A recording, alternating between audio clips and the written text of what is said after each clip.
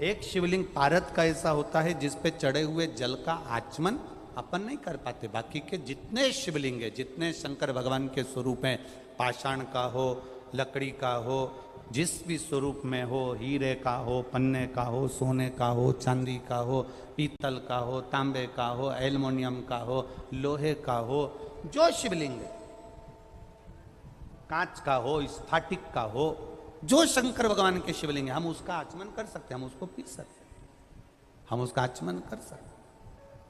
केवल एक पारद का शिवलिंग ऐसा होता है, पारे का शिवलिंग एक ऐसा होता है जिस पर चढ़ा हुआ जल का हम आचमन नहीं कर पाते। उसी तरह जैसे पारे पर चढ़े हुए जल का आचमन साधारण मनुष्य नहीं कर पाता, उसी तरह भगवान शंकर के चरित्र को, भगवान शंकर के स्वरूप को, भगवान शंकर के स्वरूप को साधारण मनुष्य नहीं पहचान। बहुत कठिन है भगवान शिव को पहचान, बहुत कठिन। शिव को जानना बहुत कठिन है। हम पहले भी कथा में कहे, आज फिर कहते हैं। आप लोग तो आ गए यहां कथा सुनने के लिए। तुम्हारे आने से सबसे ज्यादा चिंता अगर व्यापती है तो मेरे देवादिदेव महादेव को लगती है, सबसे ज्यादा चिंता उनको लगती है। कारण क्या है?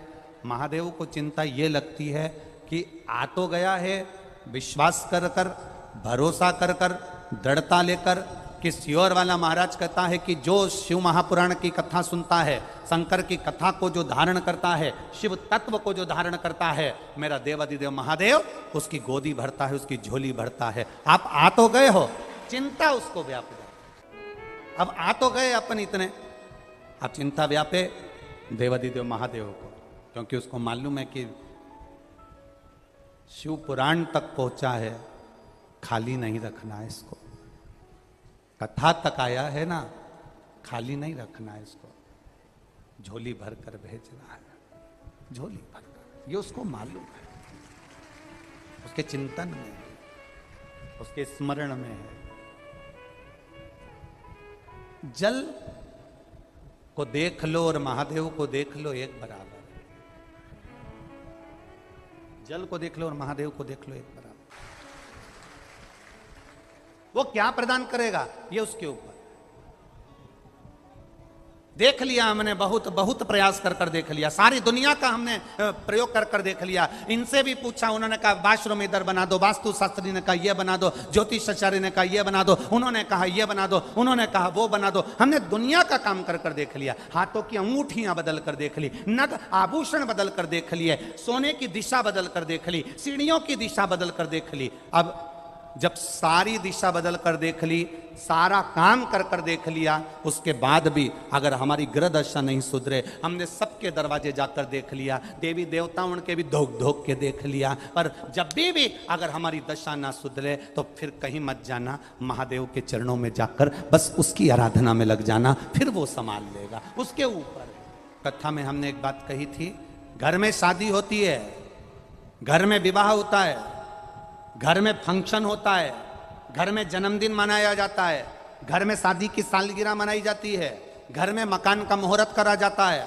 घर में किटी पार्टी करी जाती है, घर में जब शुभ अच्छे कार्य होते हैं, शादी होती है, तो जितने रिश्तेदार होते हैं वो आगे बढ़ बढ़ कर काम करते हैं। बोलो करते कि नहीं करते? शादी में दूल्हा घोड़े पर, घोड़ी पर चढ़कर जाता है, सारे रिश्तेदार आगे आगे नाचते हैं। शादी में दूल्हे के आगे सारे रिश्तेदार चलते हैं, फंक्शन में, अच्छे कार्य में सारे रिश्तेदार आगे आगे बढ़कर काम करते हैं। पर परिवार में अगर कोई मर जाता है तो जितने रिश्तेदार होते हैं वो अर्थी के आगे नहीं चलते, अर्थी के पीछे चलते हैं। मतलब ये हमारा व्यवहारिक जीवन कहता है कि सुख के समय पर तुम्हारे सब आगे हैं, और जैसे ही तुम्हारी जिंदगी में दुख आया तो सब पीछा छोड़कर पीछे चले जाते हैं, आगे तुम्हारे कोई नहीं रहता है। दुख की घड़ी में सब पीछे, सुख की घड़ी में सब आगे।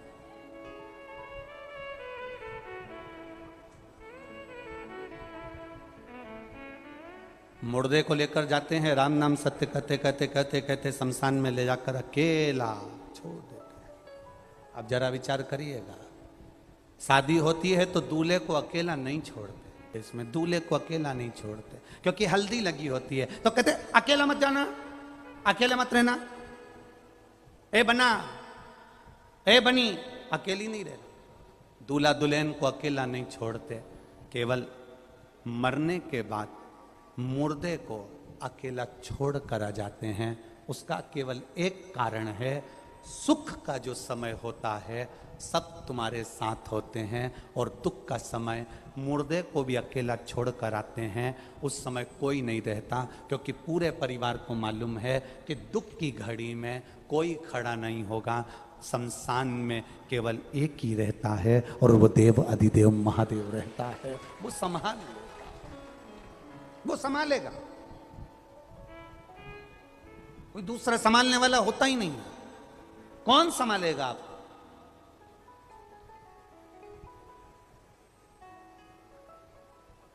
जितने लोग कुबेरेश्वर धाम पर आते हैं, हम उनसे कहते हैं कभी भी यहां पर आकर ये मत कहना कि मेरी गाड़ी, मेरा बंगला, मेरी जमीन, मेरी जायदाद। यहां तो झोली भी अगर खाली लाओ, 25 साल, 30 साल, 40 साल भी अगर शादी को हो गए और औलाद नहीं हुई है, तो उसके दरवाजे पर जाकर कहना, कथा सुनते सुनते उसके 7 दिन की कथा में कंकर शंकर का स्पर्श रोज कर कर अपने गर्भ को लगाते हुए कहना, तेरी कथा सुन रही हूं, मैंने सुना है तू सबकी गोदी भर देता है, मेरी शादी को 30 साल हो गए, झोली तो तू ही भरेगा, मुझे विश्वास है, खाली नहीं लौटाएगा। और वो देकर ही भेजता है, देकर ही भेजता है, खाली नहीं भेजता। आप उसके सहारे जीना चालू करो, वो साथ लेगा। हम अभी तक अपने भ्रम में जी रहे हैं कि ये मेरा है, मेरे रिश्तेदार, मेरे नातेदार, मेरे कुटुंब, मेरा कबीला, मेरे अपने मुझे संभाल लेंगे। सब व्यर्थ की बात है, कोई किसी को नहीं संभालता। जब ब्रह्मा जी, ब्रह्मदेव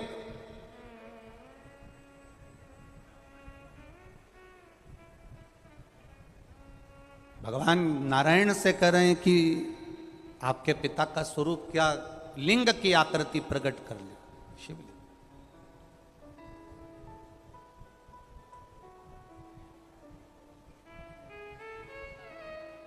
ये तुम्हारे पिता हैं?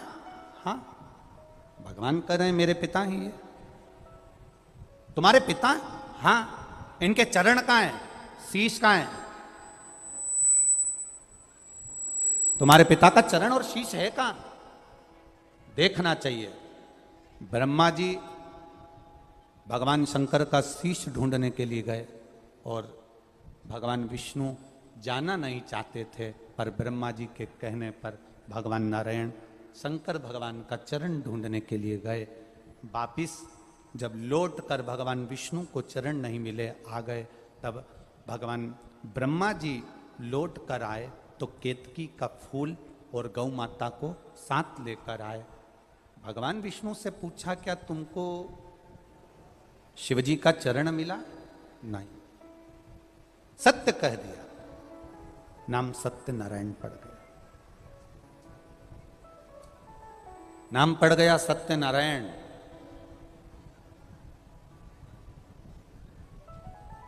आप लोगों के घर में सत्यनारायण जी की कथा होती है क्या? किन किन क्या होती है? जरा हाथ उठाना। कभी किसी के यहाँ हुई है? हुई सबके यहाँ? चलो रखो। सत्यनारायण जी की कथा में कितने अध्याय होते हैं? बोलो, जम के बोलो जरा। 5। अब उसमें पहले अध्याय को पढ़ना। एक गरीब ब्राह्मण, यहीं से चालू हुआ है, ठीक है। फिर लिखा, उसने सत्यनारायण भगवान की कथा सुनी।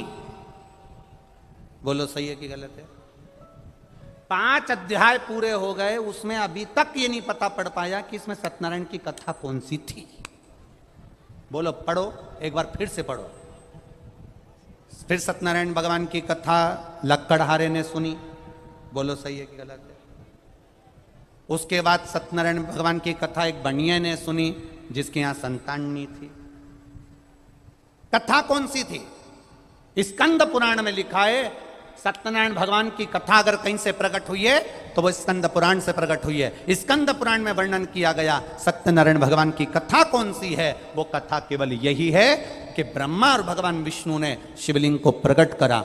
ब्रह्मा जी शीश देखने के लिए गए, भगवान नारायण चरण ढूंढने के लिए गए। जब भगवान नारायण को भगवान शंकर के चरण नहीं मिले तो ब्रह्मा जी से कह दिया मुझे भगवान के चरण नहीं मिले। उन्होंने सत्य कह दिया, इसलिए उनका नाम सत्यनारायण हो गया। शंकर भगवान प्रकट होकर कह दिए सुनो नारायण, आपने मेरे शिवलिंग के सामने सत्य कहा है। पृथ्वी पर तुम्हारी पूजन होगी, जो एक कलश को स्थिर रखकर, श्रीफल रखकर, केले के खंभ लगाकर तुम्हारी आराधना करेगा, तुम्हारी पूजन करेगा, उस पर सत्यनारायण भगवान तुम प्रसन्न होगे और तुम्हारे साथ में देव अधिदेव महादेव वर प्रदान करेगा, उनकी झोली खुशियों से भरेगा। यह सत्यनारायण भगवान की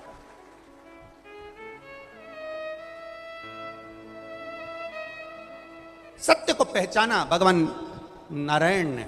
भगवान ब्रह्मा जी से पूछा क्या आपको सिर मिला? ब्रह्मा जी बोले हाँ। ना मानो तो केतकी के पुष्प से पूछो। केतकी के पुष्प से पूछा, ब्रह्मा जी को सिर मिला? केतकी के फूल ने कहा। भगवान शंकर ने कह दिया केतकी का फूल झूठ बोल रहा है, मैं श्राप देता हूं, एक केतकी सारे देवताओं पर चढ़ेगी पर शंकर पर कभी नहीं चढ़ेगी। 1000 गौ हत्या के बराबर दोष है एक केतकी का फूल अगर शंकर भगवान पर चढ़ जाए तो। श्राप दे दिया। गौ माता से कहा कि आप बोल रही हो कि ब्रह्मा जी ने शीश का दर्शन करा है? हाँ, तेरा पूरा शरीर पूजा जाएगा पर तेरा मुख अपूज्य होगा। गौ माता सारे मंदिरों की परिक्रमा आगे से होगी, सारे तीर्थों की परिक्रमा आगे से होगी, माता पिता की परिक्रमा आगे से होगी, पर गौ माता तूने झूठ बोला है, इसलिए तेरी परिक्रमा तेरी पूंछ से चालू होकर पूंछ पर विराम होगी। कन्यादान आगे से, वस्त्रदान आगे से, मुद्रादान आगे से, स्वर्णदान आगे से, अन्नदान आगे से, केवल एक दान ऐसा होगा हिंदू सनातन धर्म में, गौदान, वो आगे से नहीं होगा, पीछे से होगा, गाय की पूंछ पकड़कर, क्योंकि इस गाय ने झूठ बोला है, वो असत्य बोल दी, झूठ बोल। कितना दोष,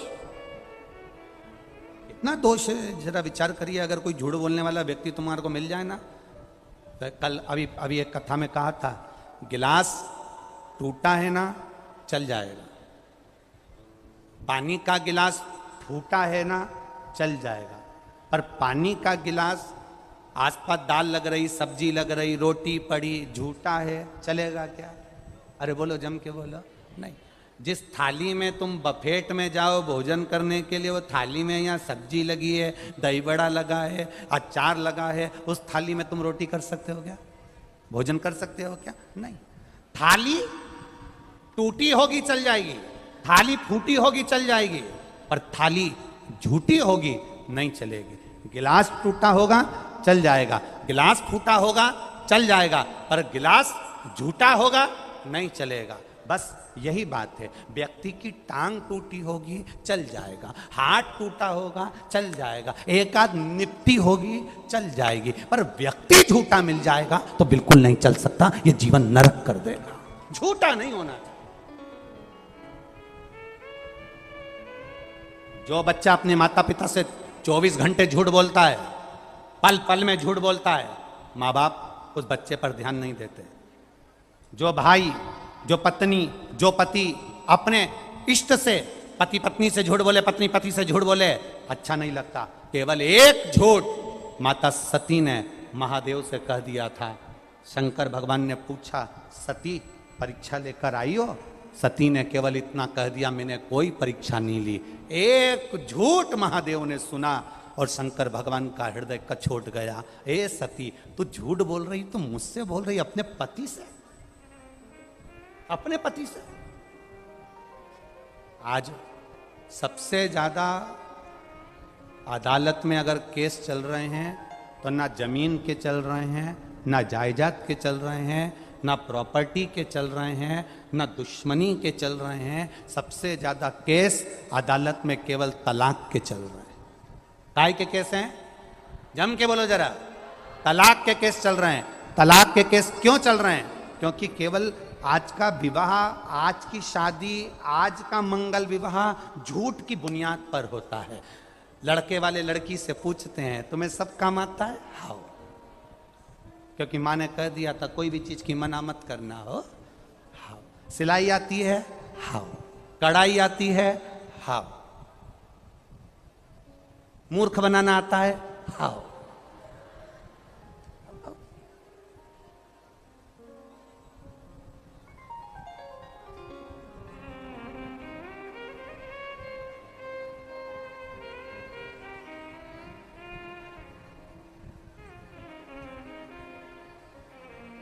झूठ पर विवाह पक्के हो रहे हैं, झूठ पर बुनियाद रखी जा रही है। पर शिव महापुराण की कथा कथी झूठ से परे हुई है। दिखावे की जिंदगी से भगवान शिव प्रसन्न नहीं होते। सावन का महीना आया, सिर पर त्रिपुंड लगा लिया।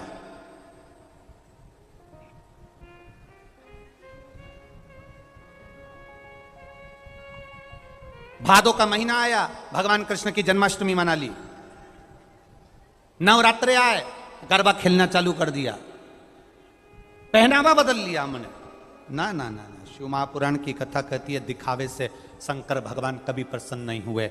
महादेव को जिसने प्रसन्न करा वो दिखावे से प्रसन्न नहीं करता। महादेव को जो प्रसन्न करता है वो निर्मल मन से।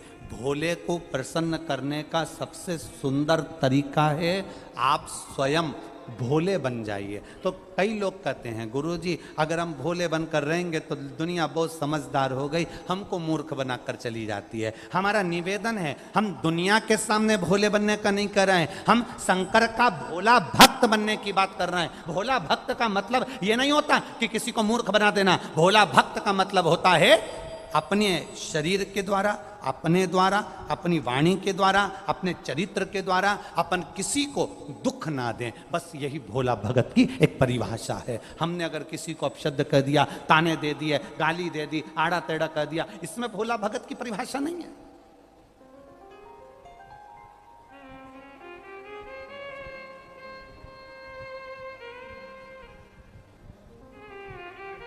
ये खंडेलवाल परिवार ने कथा करवाई है, श्री कैलाश जी खंडेलवाल और इनके श्रीमती चंद्रकांता जी खंडेलवाल आदि।